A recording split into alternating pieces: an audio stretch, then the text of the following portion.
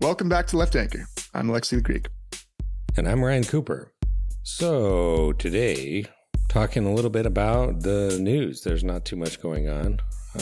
Everything's fine here. There's nothing to worry about. How are you? This is the day. It's just a shame we decided to do the news on a day when everything's fine. Yeah. Oops. We've got the world's wisest president who has managed to secure peace, prosperity. Manna is literally raining down from heaven all across the world. And per John Roberts' prediction, racism just ends. Just like when it stops raining, you don't need the umbrella. So it just stopped raining. The racism rain didn't fall anymore. And so we don't need the umbrella of the Voting Rights Act anymore. Really, is the thing.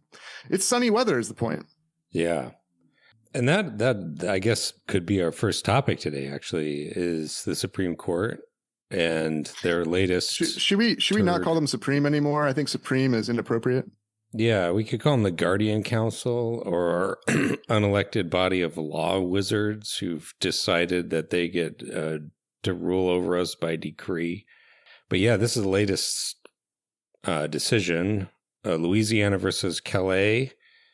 And it was a decision written by Samuel Alito, the most pilled justice, the most Facebook grandpa, a Supreme Court justice we've ever had. You know, we used to have different kinds of reactionaries, but now we have this kind.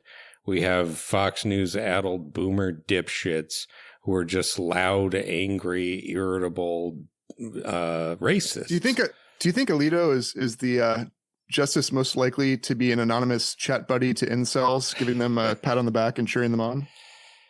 I would say he's certainly the one who's most likely to have sent an anonymous death threat to a local news anchor for like covering a girl's track meet or something like that. It's true. You know, there's a lot of possibilities out there. He's the one that wants to inspect the genitals of children to make sure everything's okay. It's kind of a conservative thing, you know. So they got to make sure. You got to be looking. But, you know, maybe we could set up some bets on Polymarket, set up some markets there on which type of depraved conservative sicko behavior each of the justices is most likely to have behaved. By the way, did you see that it's like 0.1% of the accounts in Polymarket captures like 90% of the money?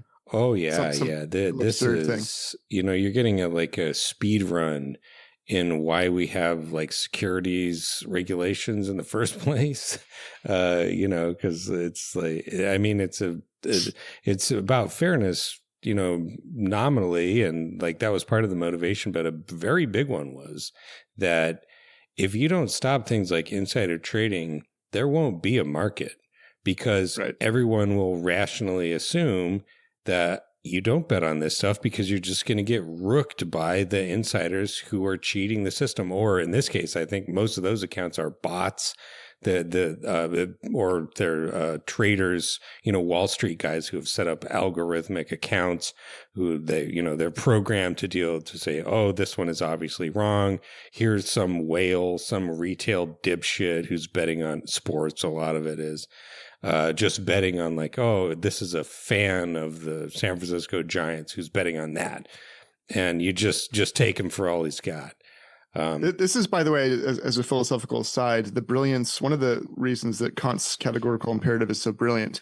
When he says you have to universalize the thing you would will, the reason is you getting away with a lie depends on everyone else mostly being honest. And so that only works if other people don't do that. But if everyone lies, you can't deceive people because honesty is no longer trusted, right, as a thing. So it's like it's a total breakdown of society if, you know, you kind of just universalize the bad behavior. So there's, you know. Yeah. And so if you have a totally corrupt market in which it's impossible for like a normal person to make any money because everyone else is party to non-public information, all the people who are making money, then it won't happen. This is exactly what happened to online poker, basically, in the early 2000s, that you had a bunch of amateurs who just like to play and like to bet like small amounts, you know, like you're playing with your buddies in the basement or something. And then the professionals got into it and they just ruined it for everyone because they would just come and rook all the amateurs because they could play the absolute most perfect strategy. And eventually the whole thing collapsed in on itself. And that's exactly what's going to happen with Polymarket. But the important thing is to get in there and shear some sheep before the time is over. See if we can set up some markets. Is Trump going to restore the Iraqi dinar? Is the Strait of Hormuz going to be open on, somebody's birthday? We could do lots of things. There's lots of options. But anyway, a little off racism. track. Back to racism. Yeah. And so I'm not a lawyer. You are, but yeah, I can. Don't give away my identity, damn it. So here, go for it. Practicing academic, non-practicing lawyer, but the Voting Rights Act, this Roberts Court has been chipping away at it for a while, right? And two things have kind of come together. One is the permitting a while back now of partisan gerrymandering, or not allowing partisan gerrymandering to be stopped.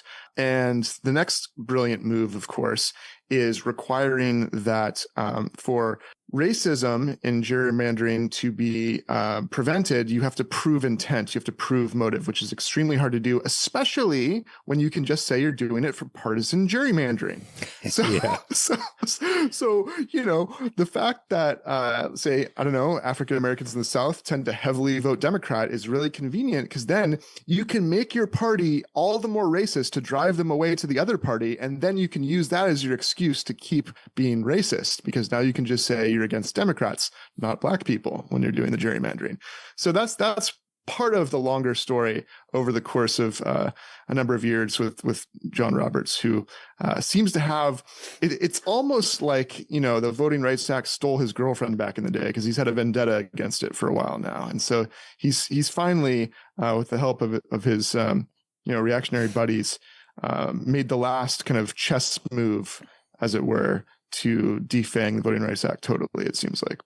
Yeah. The one you were referring to, Rucho versus Common Cause, that's where the Supreme Court said they declared that partisan gerrymandering is not justiciable.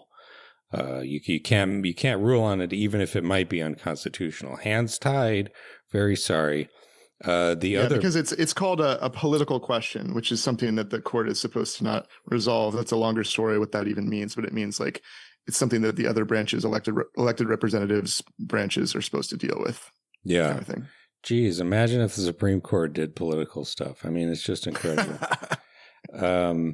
Yeah, and then in Shelby County, that's where John Roberts deleted Section 5, if I remember correctly, of the Voting Rights Act. And that was the pre-clearance provision. That was kind of the core of the whole system, as designed by Lyndon Johnson, where it was like the most Jim Crow districts in the South that were just absolutely notorious in the 60s and before for disenfranchising, for rigging their electoral systems to disenfranchise black people. They had to submit any changes to the election system to the Department of Justice to get them cleared before they could change anything.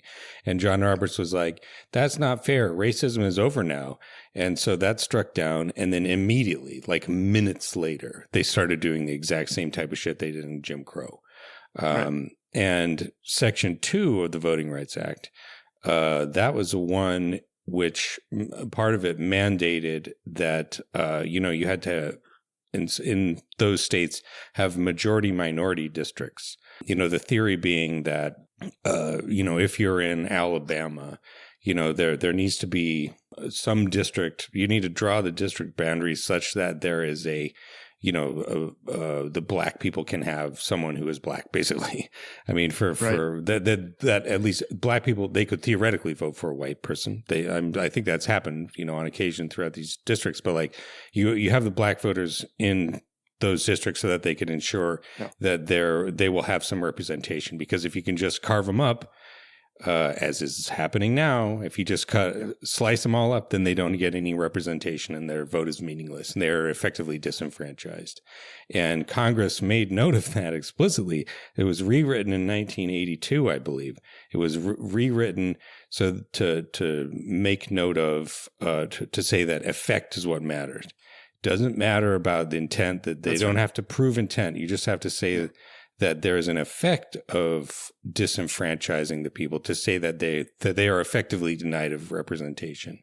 and relying on the 15th Amendment, which I'll just read it real quick. It says, Section 1, the right of citizens of the United States to vote shall not be denied or abridged by the United States or by any state on account of race, color, or previous condition of servitude.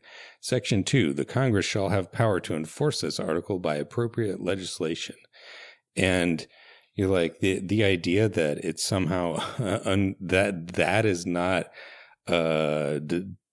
contained the possibility of saying, okay, you got to have majority minority districts in certain locations. That is a sweeping grant of authority. And not only relying on, as you said, the previous interlocking decision to say partisan gerrymandering is fine, but district adjustments that would create, majority minority districts are not okay, because that's unconstitutional racial gerrymandering. It's like the effect of it is to say that you can't, the only time in which it is illegitimate to redraw district boundaries is when you're trying to fix racism. Yeah. No, to be racist is in fact required. You have to do it. This is the perversity of, because they draw on the 14th Amendment, right? Yeah, here that too. For this. So the 14th Amendment has different levels of scrutiny depending on the basis for the law. So if you're making a law that's about, like, I don't know, people have to be 16 years old to drive, that's what's called a rational basis level of scrutiny, because it's not like young people aren't a protected class. It's just like, that's, it's just young people. And so you just have to have like a rational reason for some legitimate purpose in order to have that constitutional, right? Okay. Young people, their brains aren't developed, whatever. They're dangerous. Fine. Then, like, gender is intermediate. When you get to race, because of our history of slavery and Jim Crow and all that, that's a very high level of scrutiny. It's called strict scrutiny, which requires, it requires a compelling state interest, not just a legitimate one, a compelling state interest, and the means to achieve that have to be narrowly drawn. There's this high level of scrutiny. Of course, this was designed to combat racism against people of color, given the history of discrimination. It's not meant to protect reverse racism. This is not the thing that's like, so this is one of those moves that even goes back to like Sandra Day O'Connor and others who were just absolutely, talking out of their ass about how, we better not try to protect the interests of Black voters in the South. That's impermissible focus on color and race. Like that's the kind of logic, right? That's operating here. It's really sick and perverse. Yeah, they've inverted the meaning of the whole thing. It's like they've changed the Reconstruction Amendments to imply the exact opposite of what they were intended and obviously meant to intend. I think I called this anti-originalism in an article for Zateo the other day. But yeah, where it's like you take all the congressional record and the debates and stuff for the guys that actually wrote this fucking thing, like John Bingham, who wrote most of the 14th Amendment, William Stewart. I mean, the 15th Amendment's pretty straightforward. Anybody could have written that one, but there's a lot of evidence about what they said and what they meant by that. And you just say that, okay, that's what they said. It means the exact opposite of what they said. And let's be clear, this is very different from something like, say what you will about affirmative action, because you can say that the arguments against affirmative action are bogus, but at least when you're talking about like a zero sum, a finite number of spots in a university or whatever, and you say, okay, you're giving some kind of advantage to historically oppressed groups, you can say there's some way in which maybe a white person is being disadvantaged because of that desire to have affirmative action on behalf of historically oppressed groups. But in terms of voting, there is no sense in which you're disenfranchising white people in the South by doing these things. This is just enfranchising people who are discriminated against historically and contemporarily. There's literally no zero-sum thing. It's not taking away the ability of white people to voice their democratic opinion. So it's just egregious on so many levels. Right? Yeah, it's just to say that, Black people should have a voice in the government commensurate with their share of the population in those states and in the country. And it was not even that much, that there's no democratic control over any of these states. They've gerrymandered the piss out of all of the state legislatures for the most part. Yeah, it's just the idea that white people don't have all the power. I mean, specifically conservative, wealthy white, business interests, that they have to make any concession whatsoever to the, interests and needs of their black constituents is intolerable. And I think, you see what's happening right now after this decision immediately. It was just like after Shelby County, where it was like, okay, we got rid of this restriction. Let's disenfranchise all of the black people, as many as we can possibly get away with, by re-gerrymandering again. I mean, this is kind of, it's important to emphasize, this is kind of like we're just continually escalating the gerrymandering wars. I mean, almost entirely on the conservative side. Tit for tat. Yeah, but like, they gerrymandered in 2010, and the previous norm was, okay, you'd redraw the boundaries after the census. And so that, raised the possibility that like there could be a lot of demographic changes. Your maps could be quite old after 10 years. And so that would give the opposition another bite at the apple. But this idea now that it's like, we're just going to re-gerrymander like continuously, almost like before every single election, to give ourselves the maximum possible cheating advantage. I mean, it's like, this is preposterous. I mean, it just violates every principle of any kind of democratic republic, however you want to describe it. I mean, like there could be no possible justification for this other than, well, it benefits me personally and my party. And, like it's just sort of where we are, and it's just, this is very much the redemption, the redeemers who destroyed the Reconstruction governments in the South. This is how it was. We're not to that level yet, in part because the Democrats are fighting back nationally in a way that that liberals and the Republican Party back in those days didn't. But they just immediately started just writing black people out of the American, contract. Yeah. And I wonder if this is why some MAGA people don't care when Trump does things that actually hurt their bottom line and harm their businesses, or their gas prices go up or whatever, because more important than any of those discrete things that might harm them, the general new norm of doing whatever you want and being allied with, the majority white group who is able to do whatever it wants and being a part of that, psychologically and materially, is the trump card, if you will, over any in particular policies that might not work out well. Just unleashing that as the new status quo. Whereas whatever you need to help you, I don't care what kind of past norm it breaches. I don't care if you're abusing the spirit of the Constitution or a law, whatever it is. It's the wild, wild west now, and we're all on the same team, right? I think it's part of it, Well, one thing I should mention quickly before we move on from this is like the sort of icing on the cake in terms of the just egregious hack partisanship. It's like if fucking Alex Jones were Supreme Court justice, this is what he would do, is the fact that, so they're redoing these, redrawing these district boundaries like weeks, days, not even a month before the election in a couple of these states. The election had already started. People are already voting in Louisiana. Meanwhile, in 2024 and in 2022, the Supreme Court let what were at the time illegal racial gerrymanders in more than one state stand because of the Purcell principle. Oh, we can't be messing with these maps too close to the election. That might be playing politics with the judicial system. And now the shoe's on the other foot. And it's like, yeah, go ahead, fucking throw them out. Just draw, like get your tape measure out and draw so that like every single black person's house gets the line drawn around it. Who cares? The Jim Crow court, that's what they want to do. And that is the level of respect they deserve. But oh yeah. So back to your original question though, like, I think it's different in the sense that, so like racism is a major motivation here, but it's not like something I've been thinking about. We're going to talk about the hantavirus outbreak here in a minute. But when it came to the Jim Crow South, there were things other than racism that occasionally could sort of break into the politics of those states. And public health was a big one.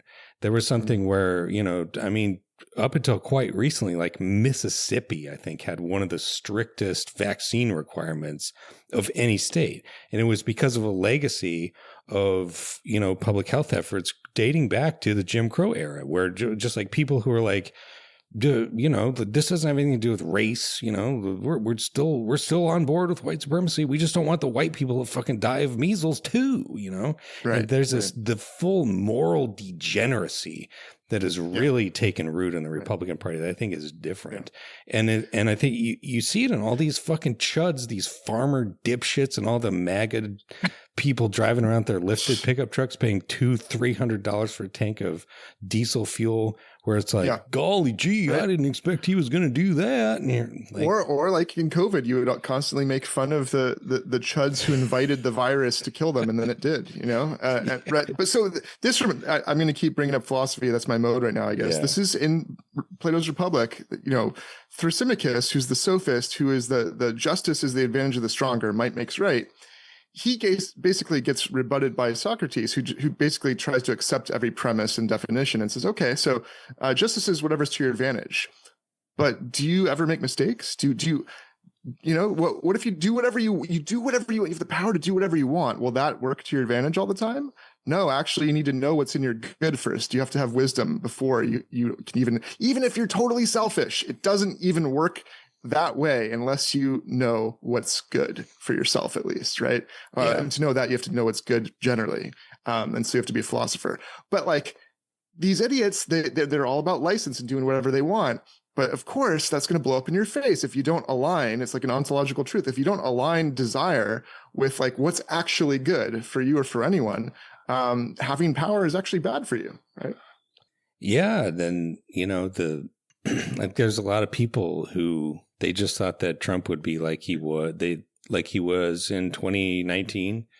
Somehow he just gets a total pass for completely bungling the COVID pandemic, because he didn't start it. But they just sort of didn't pay attention in 2024 and thought, well, he's going to hurt the kind of people that I want to hurt, and he's going to make me rich, and it's going to work out. It's even weirder with COVID, though, because I feel like Trump, his whole line about I could shoot somebody in Fifth Avenue and my fans wouldn't care is true. And they don't care, apparently, if tariffs or war or any of those things contravene the explicit reasons they said they were voting for him. But the one thing that I remember where the fans and the MAGA people weren't having it was around the vaccine, when he was like, hey, I did it. I am responsible for this great vaccine. They were not having it at all. No. That was the only time I could see, like at the rallies, it didn't work. When he was trying to boast about something, he got booed and shouted down for that one. Yeah, no, I remember. And now he's fully like he did his sort of charismatic leader thing. He listened to the people. He connected with their emotional energy and put a deranged anti-vaccine lunatic in charge of HHS, RFK Jr. That's right.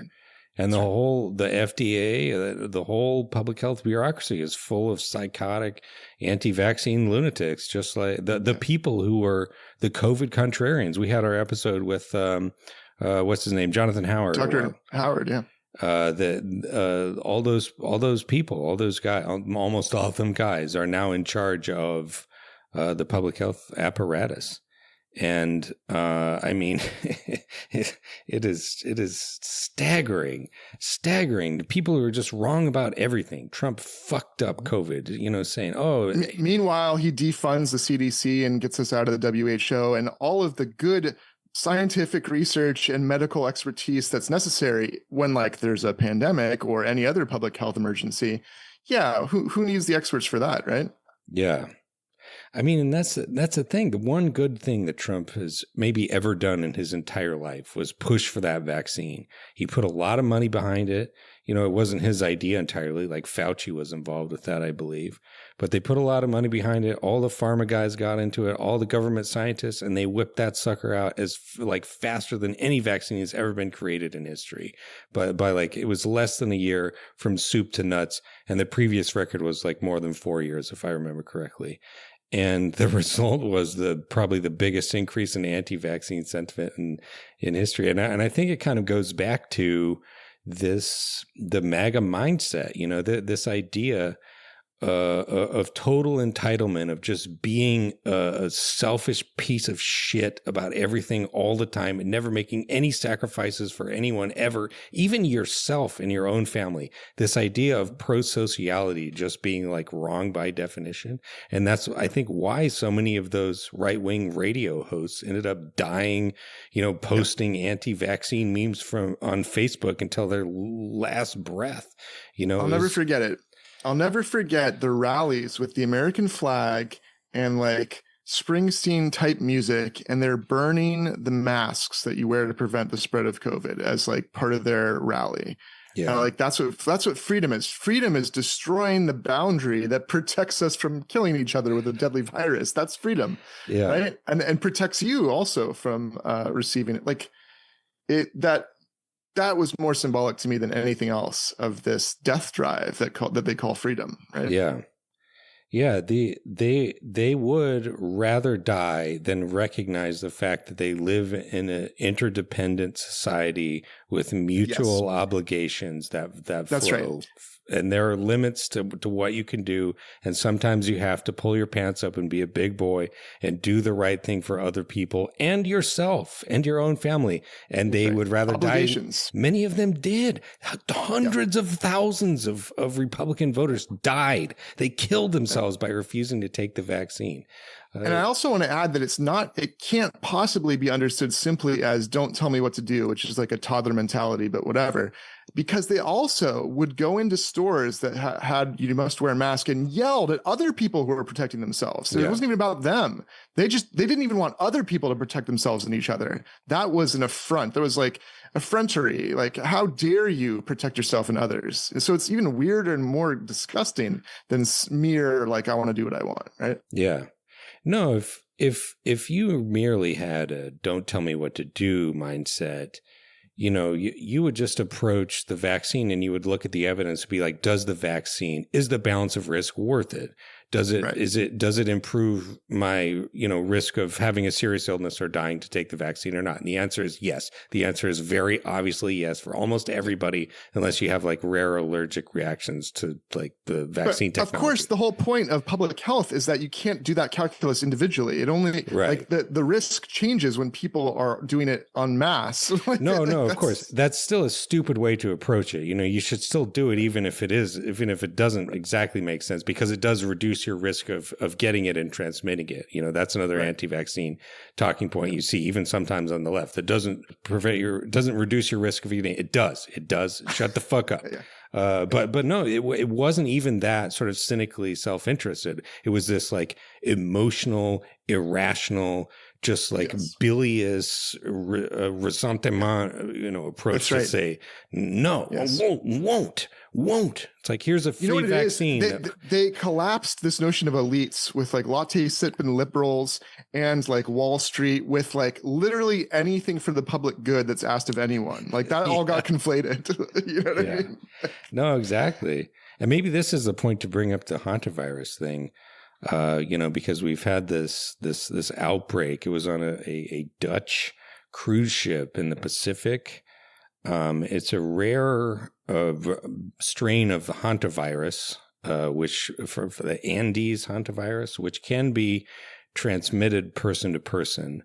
We've known about this one for a while. It's funny. I've a fair amount of experience with hantavirus because I grew up out west, and it's a real thing where you want to, if you're ever out dealing with like, an old house with lots of mice in the walls and stuff, which I did a lot. Because that's usually how it's transmitted through droppings and Yep. You got to be careful with that stuff. But yeah, so there was an outbreak from something on this ship, and it's in the type of conditions where it can spread person to person, because it's like it can spread, but it's quite difficult from what I've been reading about it. You got to be in sustained close contact for a long period of time. That's how you get it going.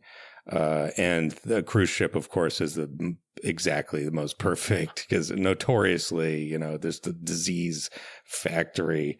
Those things. I don't know why anybody does it, but yeah. But the dangerous thing is not only does it kill a high percent, what is it, like 40-50% fatality rate? It's really fucking bad. It's really bad, but the incubation period is very long. And that's the thing. 6 weeks. Yep. Yeah. 3 people are dead. They have like another 5 suspected cases. Of the last article I read, and some others. They're looking at people, and from like the public health experts I've been reading up on, they say the chance this could touch off a pandemic is quite low because it just doesn't spread very well at all. But it's also the type of thing where you unlikely is not an acceptable. Let's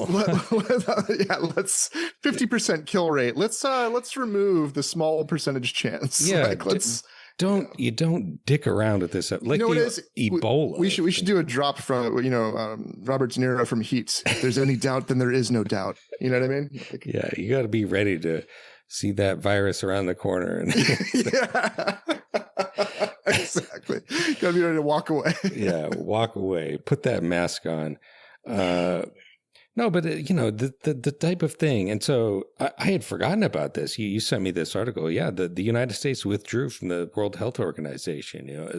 A thing that we helped set up 78 years ago. I mean, it was just a forum for doing research, for spreading like communicating best practices for dealing with stuff like this, and coordinating a response to viral outbreaks like this one. No, Ryan, it was really just an excuse for queer transgender Black people to hang out. They're probably disabled too. And the funny thing, of course, it was coming. This is a Dutch-owned cruise ship, but it's coming from Argentina, which has also gutted its public health bureaucracy on the whims of a deranged right-wing psychopath. By the way, I want to add one other point about the fake libertarianism. Insofar as libertarianism exists at all anywhere, pure libertarianist theory would say, right, based on property rights, what's proper to me is my body, and so that's why the state protects property rights, including not just theft, but murder and assault are understood as property right violations because you own your body, so someone can't touch you without consent, can't kill you without consent. So literally, according to Lockean and libertarian theory, someone breathing a deadly virus on you is absolutely a violation of your property rights, and the state absolutely can protect you from that. Yeah. No, this is one of the few places libertarians would say the state can do things. Yeah. Yeah, I forget that Supreme Court case. But it was endorsed like a vaccine mandate back in like the early 20th century, I think. And there was the line in there like, it cannot be the case that every single person can resist any sort of intrusion in their bodily autonomy at even in the case of like literally, I think in a smallpox outbreak.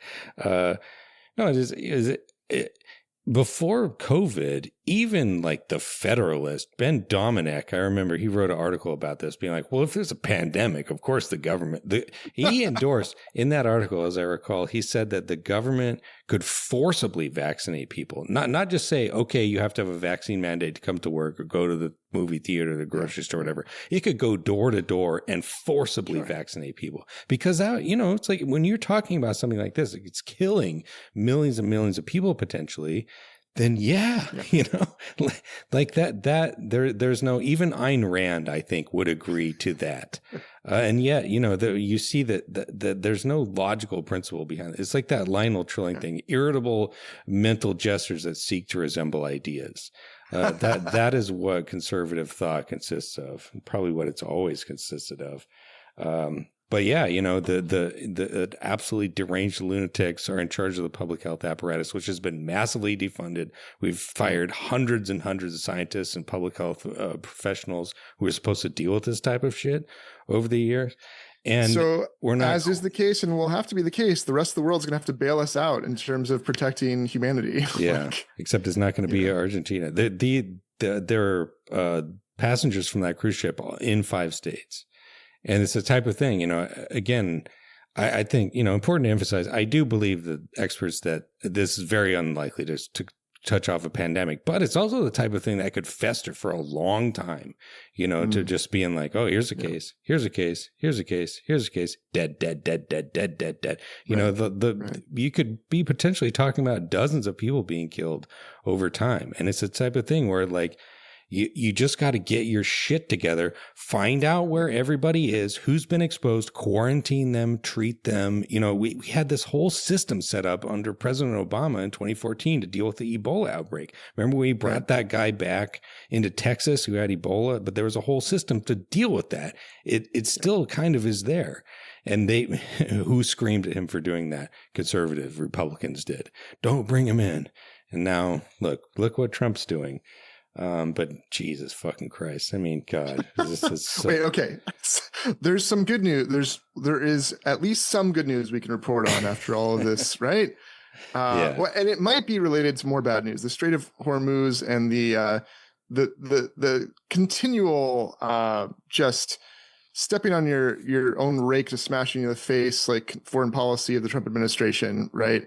Although we can talk about the betting markets and how Trump and friends probably are continually making money off of the market going up and down off of all of their crazy like policies.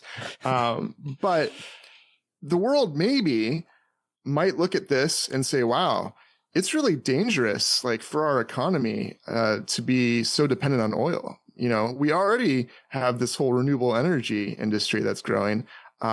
Maybe this is just yet another reason to not be dependent on oil for energy, right? Like there's some hope in that. And specifically, you wanted to talk a little bit about what China's up to, right? Yeah, absolutely. I mean, so the Strait of Hormuz is closed. There's no indication that it's going to be open again anytime soon. There was an interesting phenomenon over the last couple of days in which the Saudis blocked Trump's, supposed plan to get it back open again by bombing the Iranians some more randomly. And I think it tends to indicate that even the Saudis who pushed, Mohammed bin Salman pushed for this to happen. Saudi Arabia has been a big time adversary of Iran for many years.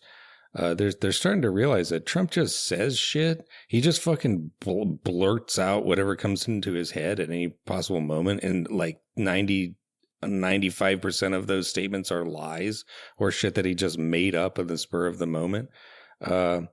And so, this is going to be the biggest strategic defeat in American history.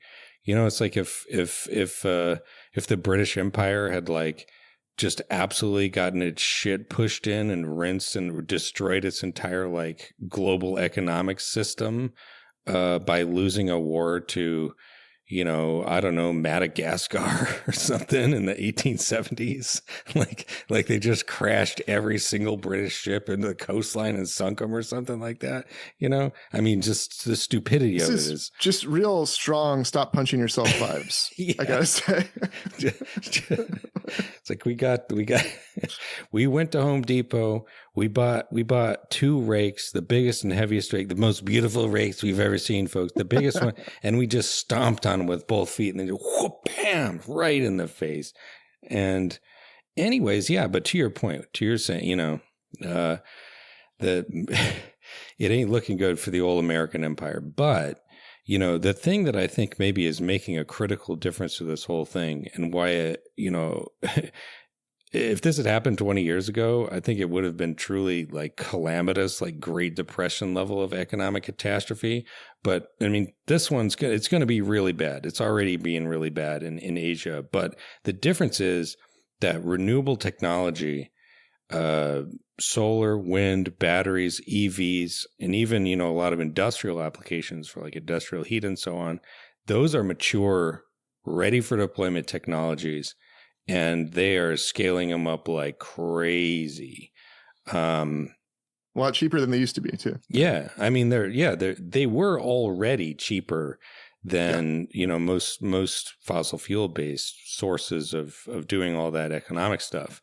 But, of course, the world had all these huge fixed investments in all of the fossil fuel burning shit.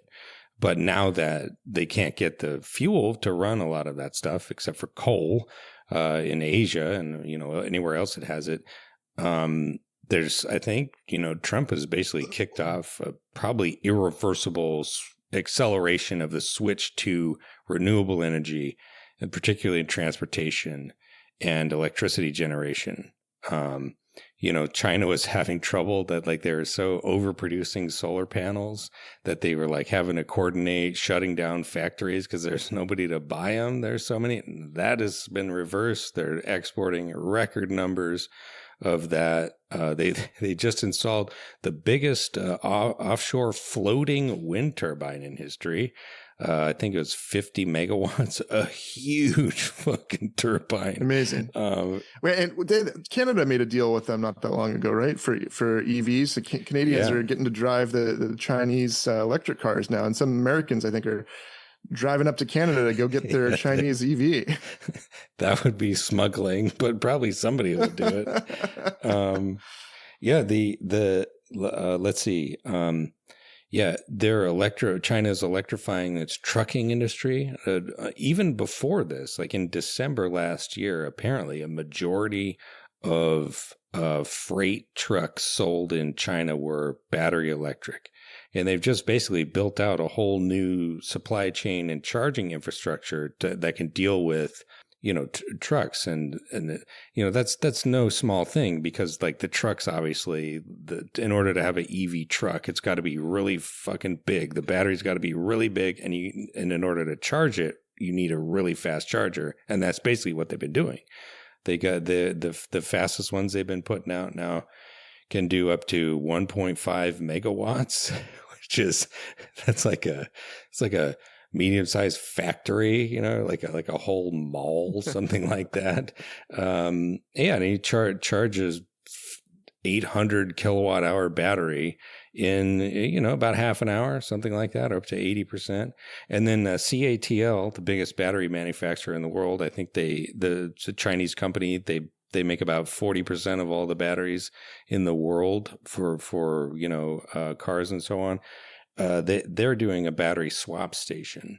And so, they're like setting them up on these big freight corridors so you can drive in, drive your truck in, and rather than charging it up right there, you just new battery and you're it's just as fast as going to the diesel pump.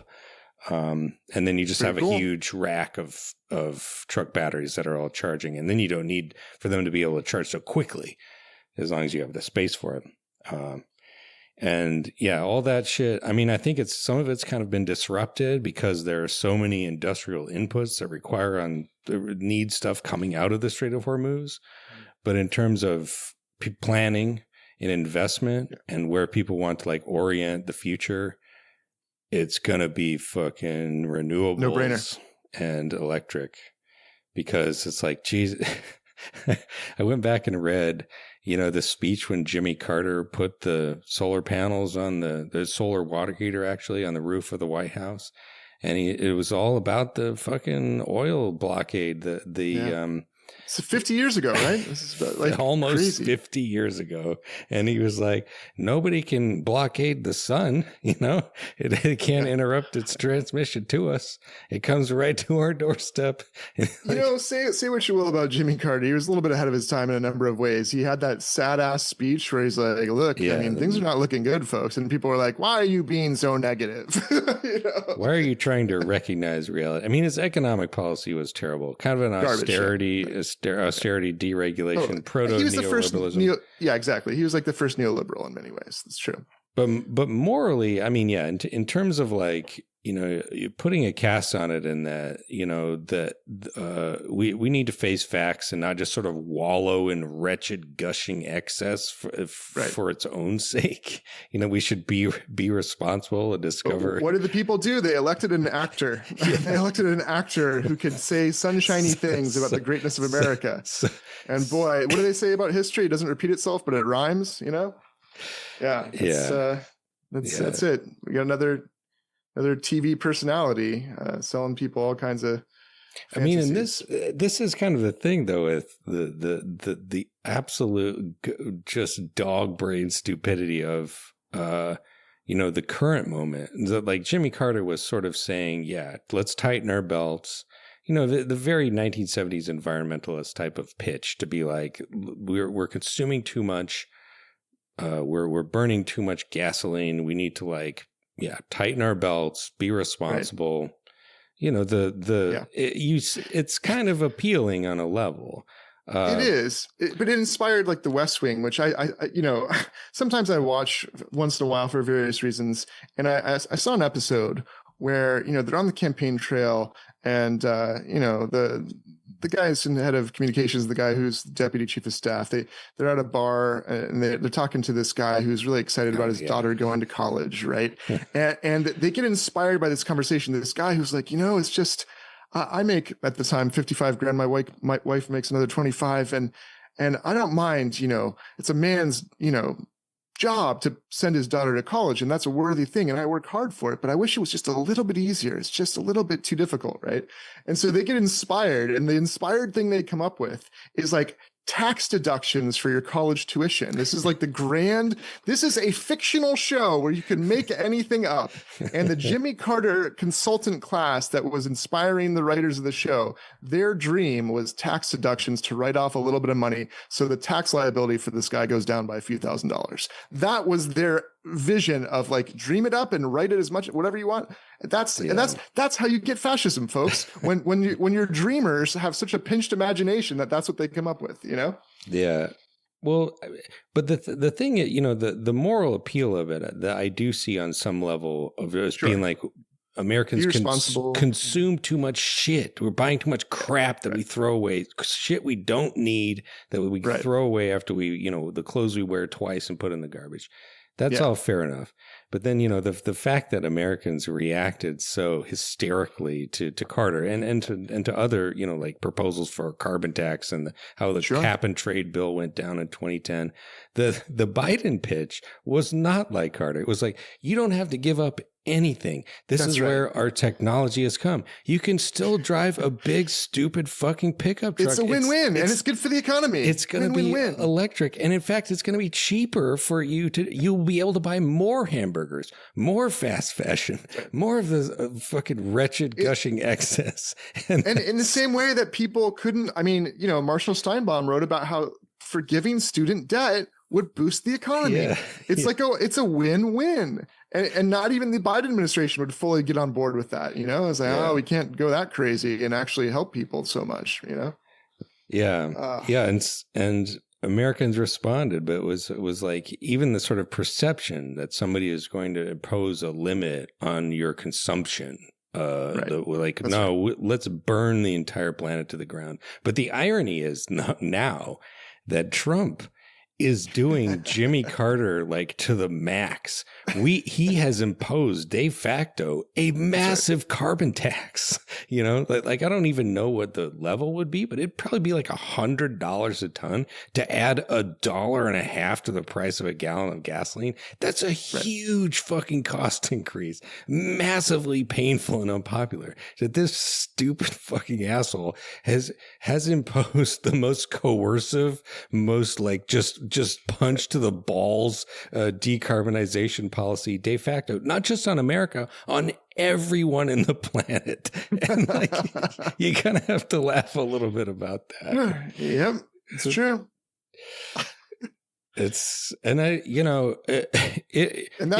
days, that's the win that we'll take, I guess, Donald Trump plausibly at this point, with how long this strait has been closed, like it's going to take probably a year plus to untangle, if it opens tomorrow, which I don't think it's going to. Like, I think there's a decent chance it could be closed until the end of Donald Trump's presidency. Well, you keep seeing these headlines. I saw a headline today, 2 different headlines. One headline was about like a truce, and Iran and Trump are like in talks. It's okay. We're going to stop fighting. And then, a few hours later, shots fired during truce. It's okay.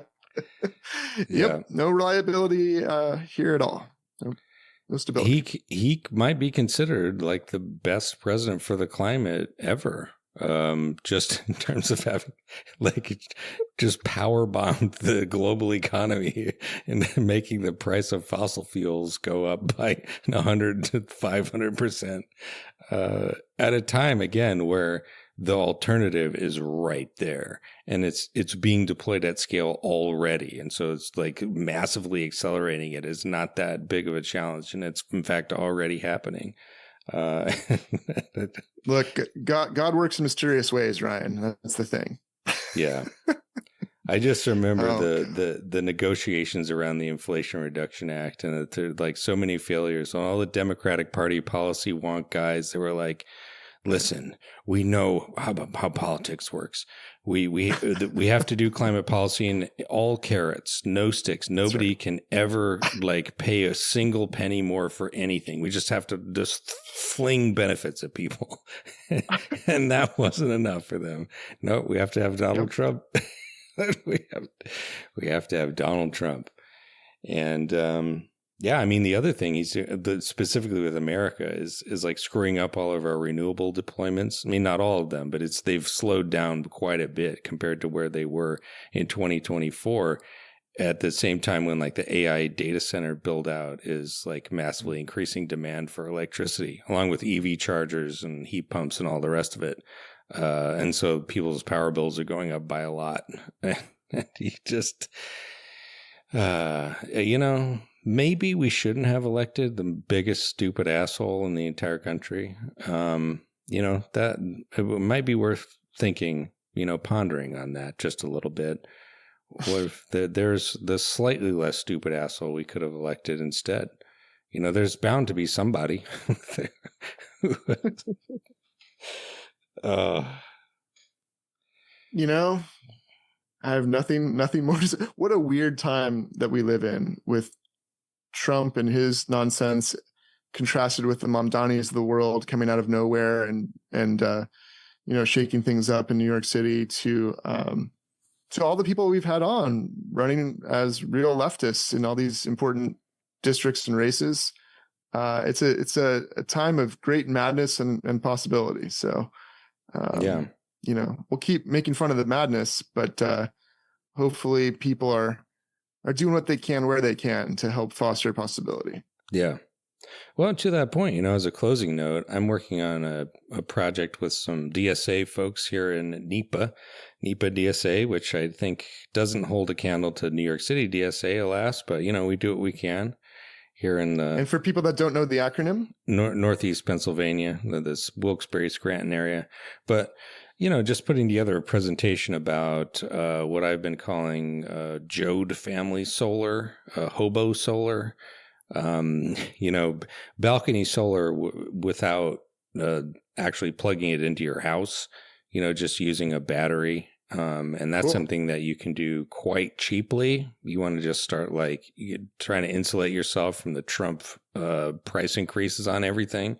And, there's a lot of used EVs out there too, so if you're in the market, there's quite a few of them out there, and they're still relatively good deal. Not as good as they were like a year ago, but you could get a decent 250 mile range like Hyundai Kona, like what I've got, for in the $10,000 to $20,000 range, and nice. That could potentially pay for itself quite quickly at this point if you're in a position. Look, there's important acronyms: DSA, DIY, and now DEY. Do environmentalism yourself. Yeah. And then nice, if it's not a permanent installation, and most, from my understanding of the jurisdiction, if you got a place to put it and you're not connecting it to the grid and it's not a permanent installation, you do not need a permit. Nice. And so, you just got to be a little careful. But don't hurt yourself. Yeah. It's the way the technology has evolved, in particular the battery power stations, where you can just literally just plug the solar panels right into it, like you're plugging in your laptop, is a total game changer. It was not like that 20 years ago, or even like 5 years ago. You can get these things for cheap, and the lawyer in me wants to cover our asses and say, get a professional to help you. Yeah. Yeah. A professional DSA person like Ryan. This is not an effective endorsement. I'm just exposing the possibility of things that people could theoretically choose to do, and not necessarily advocating that you personally do that yourself. Anyway, I did it, and it was great. If you're having energy issues, talk to your doctor. Good stuff, buddy. Cool. Well, I feel better having ranted a little bit with you. I don't know about you. No, the the 21st century is going to be Chinese, and so far they seem to be doing pretty good. It's like couldn't be doing worse than the United States, but like you see them just. Yeah. That's like the Chinese internal economy is fucked up. Their welfare state's dog shit. It's almost worse than the United States one with the Hoku system and whatnot. But like when it comes to investing in energy infrastructure really fucking fast at huge scale, nobody's even in the same galaxy. And it's what needs to happen. And they're going to end up decarbonizing most of Asia and maybe Europe too. It's like that famous line by Lao Tzu: "The journey of 1,000 miles starts with why are we walking? Let's take the train. What are you?" Yeah. If you can do, I think I saw statistics that in the last year, China was installing 100 solar panels a second. That's the average rate. Nice. That's a lot. Is that a lot? It sounds like a lot. I think it's a lot. May we too one day be like the Chinese in that respect. Someday. Well, I hope you're all doing well, listeners. I hope you too are hanging in there. And, thanks for listening, everybody. Yeah. And we will see you in the next episode.